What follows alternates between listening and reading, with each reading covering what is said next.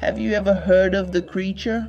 Wendigo is a mythical creature from the Algonquian Native American folklore, believed to roam the forests of the Great Lakes regions and the Atlantic coast of Canada and the United States. The word Wendigo means evil spirit that consumes human beings, according to some interpretations, although the creature was first described as a demonic entity or an evil spirit without any physical form. In native folklore, the Wendigo became known as a beast over time. According to Ojibwa folklore, Wendigos are giant creatures with a thin body about 4 meters tall. The reason behind the Wendigo being like this is due to its endless hunger for human flesh. They are creatures of greed, insatiable, and because of that, they never stop hunting for their next victim.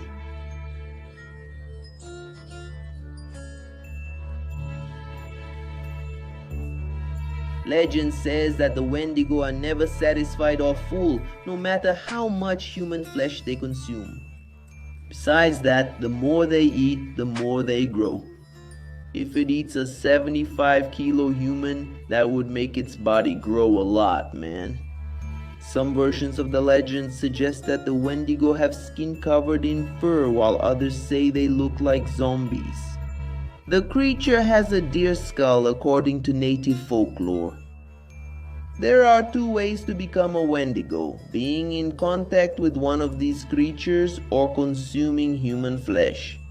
Native Americans believed that eating human flesh, even if it was to survive harsh winter conditions, would turn a person into a Wendigo.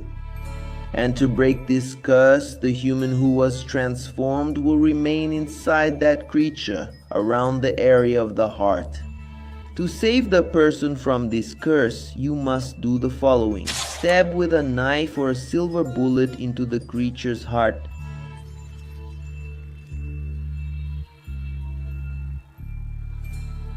Causing it to die and the curse to be undone, revealing the human inside. However, that's not an easy task, because the Wendigo can regenerate and it also moves really fast, right? Is it more likely for someone to die trying to kill the Wendigo than to actually break this curse? So that's it, my friends. Leave your like on this video and comment below what you think. Today, we are going to learn about the story of the Pink River Dolphin, or Pink Boto. It's believed that the legend of the Boto originated in the Amazon region hundreds of years ago.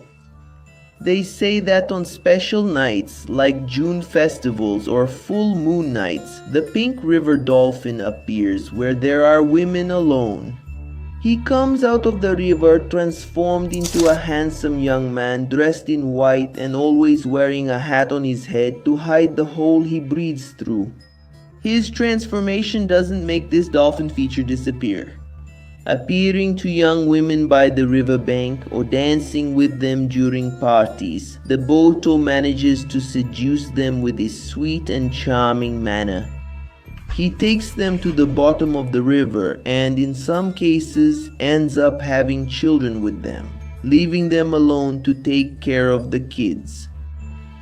What a jerk. It's not just his charm and sweet demeanor that make them fall for his talk. He casts a spell on people which leaves scars on the lives of those who knew him. After meeting the fantastic being, the women seem to fall ill with passion, entering a state of melancholy. They become thin and pale. Many had to be taken to the healer to return to normal and continue their lives. For this reason, when an unknown young man appears at the party wearing a hat, he is asked to take it off to make sure he is not a Boto. That's why people started saying that when a woman has a child from an unknown father, he is the son of the Boto. Before dawn arrives, he dives back into the river waters, turning into a Boto again. He will return several times a year to repeat this bizarre cycle. So that's it, my friends. Leave your like, don't forget to subscribe to the channel, and click on the playlist to watch more videos. Thanks. The legend of the blonde woman in the bathroom reportedly comes from the true story of Maria Augusta de Oliveira Borges. Born at the end of the 19th century in Guaratinguetá, São Paulo, the young woman with copper-colored hair was the daughter of the Viscount of Guaratinguetá, and she was forced by her father to marry at the age of 14 to Councillor Dutra Rodrigues, a much older and influential man.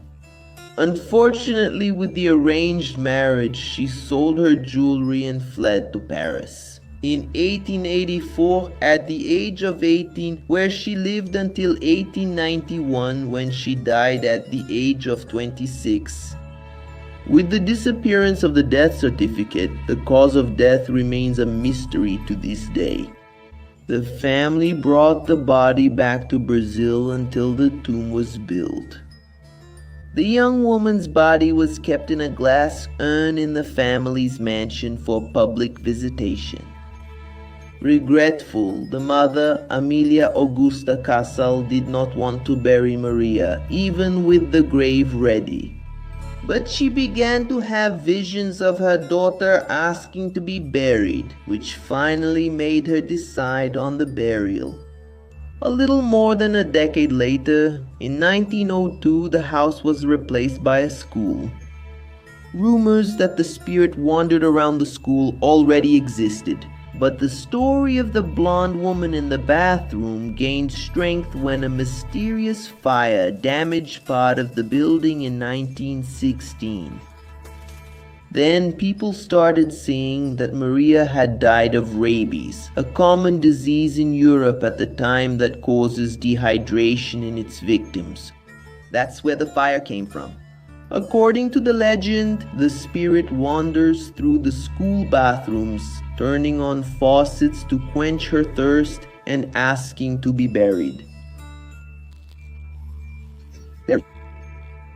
I want to get out of here. There are residents who say they smelled a strong scent of women's perfume moments before encountering the apparition. So that's it, my friends. Leave your like to stay protected from the bathroom blonde, okay?